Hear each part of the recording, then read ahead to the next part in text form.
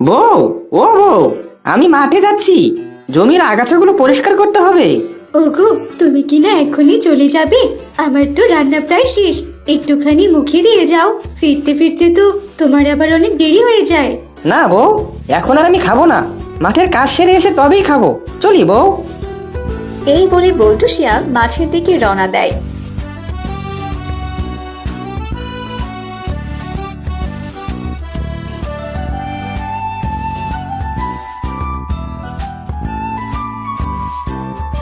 আর যেতে যেতে রাস্তায় বানরের সাথে তার দেখা হয়ে যায়। বল্টুকে দেখে বানর বলতে লাগে, আরে আরে বল্টু ভাই, কোথায় যাচ্ছ তুমি? আমি তো এইমাত্র তোমার জমিতে তোমার বড় ভাইকে বেড়া দিতে দেখলাম। তোমার জমি তো তোমার বড় ভাই বিল্লু দখল করে নিয়েছে। তাড়াতাড়ি গিয়ে দেখো। এসব তুই কি বলছিস বানর? আমার জমি বড় ভাই কি জন্য দখল করবে? আচ্ছা তুই যা, আমি দেখছি ব্যাপারটা। এই বলে বল্টু শিয়াল তার জমিতে যায়।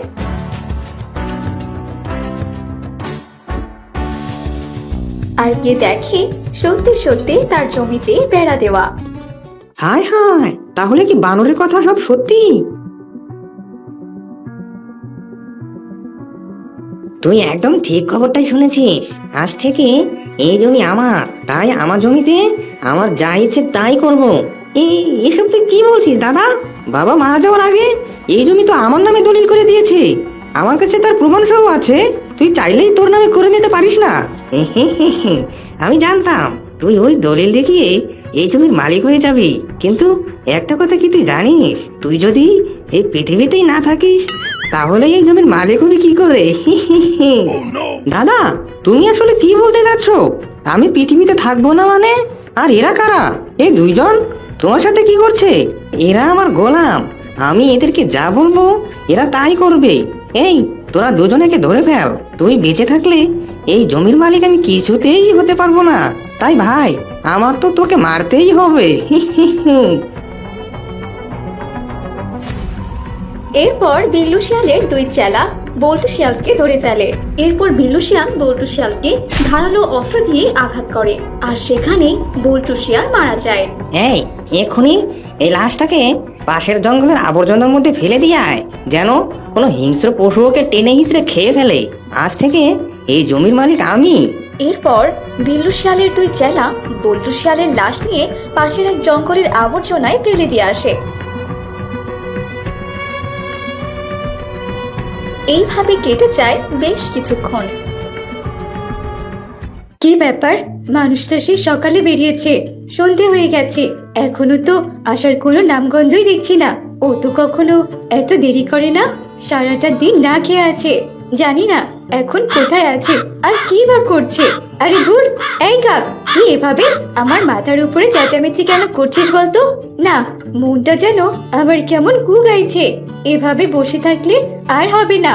টর্চটা জ্বালিয়ে একটু মাঠের দিকে যাই, দেখি পাই কিনা, নইলে তো আমার মনটা আর ঘরে থাকছে না। এই বলে শিউলি শিয়ালিনী রাতের আধারে টর্চ জ্বালিয়ে মাঠে চলে যায়।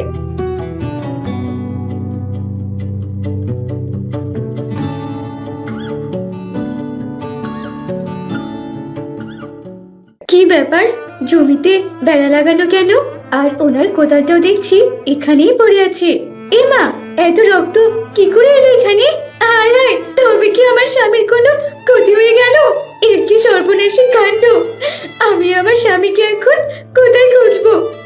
একই এই পথে তো দেখছি শুধু রক্ত আর রক্ত। এই বলে শিউলি শিয়ালিনী রক্তগুলো অনুসরণ করে যেতে থাকে।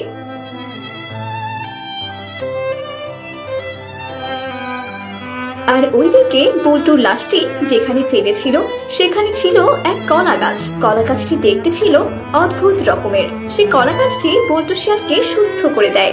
একে একে রক্ত তো এই পর্যন্ত এসে শেষ হয়েছে।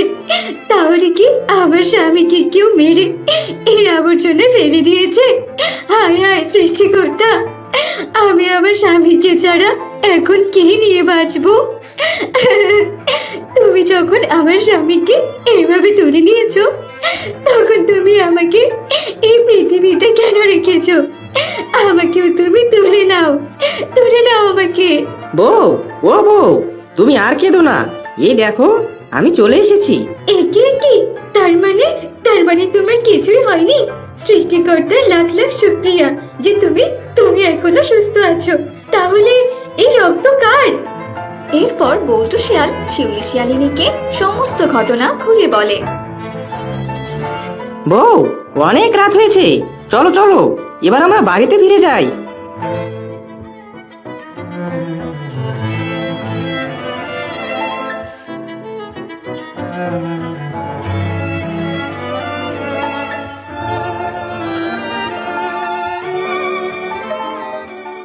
এখন পান চাইলাম, পান দিলে না, তোমার সনে কিসের পিরিতি, এগো তোমার সনে কিসের পিরিতি, পিরিতি গো তোমার সনে কিসের পিরিতি। আরে আরে, আমি কি চোখে ভুল দেখছি? এটা বল্টু না? এ কি মোরে ভূত হয়ে এভাবে নেচে নেচে গান গেয়ে বেড়াচ্ছে? এই, তোরা দুজন কি সত্যি সত্যি ওকে জঙ্গলে ফেলে দিয়েছিলি? কেউ কি ওকে ডাক্তারের কাছে নিয়ে গিয়ে সুস্থ করেছে? আরে না না, আমরা দুজন নিজ হাতে ওকে ওই পাশের আবর্জনায় কলা গাছের নিচে ফেলে এসেছিলাম, কিন্তু কি করে বেঁচে গেল কিছুই তো বুঝতে পারছি না। বউ, কি করেছে বল্টু বেঁচে গেল আমি তো কিছুই বুঝতে পারছি না। এক কাজ করো, তুমি ওর বাড়ি থেকে দেখে আসো সত্যি ও বেঁচে আছে কিনা। ওগো, তুমি একদম চিন্তা করো না, আমি এক্ষুনি ওর বাড়িতে গিয়ে দেখে আসছি আসল রহস্যটা কি। এই বলে রূপা শিয়ালিনী বল্টুর বাড়িতে চলে যায়। রূপা শিয়ালিনীকে দেখে শিউলি শিয়ালিনী তার স্বামী বল্টু শিয়ালকে বলে, ওগো, আমাদের বাড়িতে রূপা ভাবি এসেছে, ওই যে। বউ, তোমাকে যেভাবে শিখিয়ে দিয়েছি তুমি ঠিক সেইভাবেই অ্যাক্টিং করতে থাকো। ওগো, আমার জান পাখি, আমার এই কটা গয়না দিয়ে কিচ্ছুটি হবে না। শোনো না গো, তুমি ওই কলা গাছের কাছ থেকে আমার জন্য আরো দামি দামি গয়না নিয়ে আসবে, কেমন? আবার সাবধান, ওখানে যে কলা গাছটি আছে না, কলা গাছটির কথা যেন কেউ না জানে। আচ্ছা, একটা কাজ করো না গো, আমাদের বাড়িতে বড় ওই কলা গাছটাকে নিয়ে এসো, তাহলে তো তোমাকে কষ্ট করে রোজ রোজ ওখানে গিয়ে আমার জন্য গয়না আনতে হবে না। এগিয়ে কি শিউলি এসব কি বলছে কি? কলা গাছ কিনা আবার গয়না দেয়? এক্ষুনি আমার স্বামীকে এই কথাটি গিয়ে বলতে হবে, আর ওরা ওখানে পৌঁছানোর আগে আমরা গিয়ে ওই কলা গাছ থেকে সব নিয়ে আসবো। এই বলে রূপা শিয়ালিনী সেখান থেকে চলে যায়। আর তার স্বামী বিল্লু শিয়ালকে গিয়ে সমস্ত কথা খুলে বলে।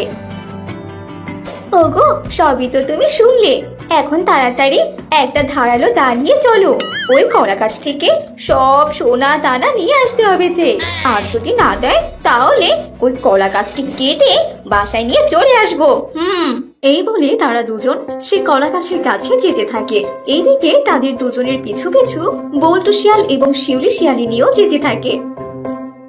ওগো, দেখেছো দেখেছো, শয়তান দুটো আমাদের ফাঁদে কেমন পা দিয়েছে। এখন চলো, শয়তান দুটোর কি হাল হয় তাই আমরা দেখবো। হ্যাঁ হ্যাঁ বউ, তাই চলো।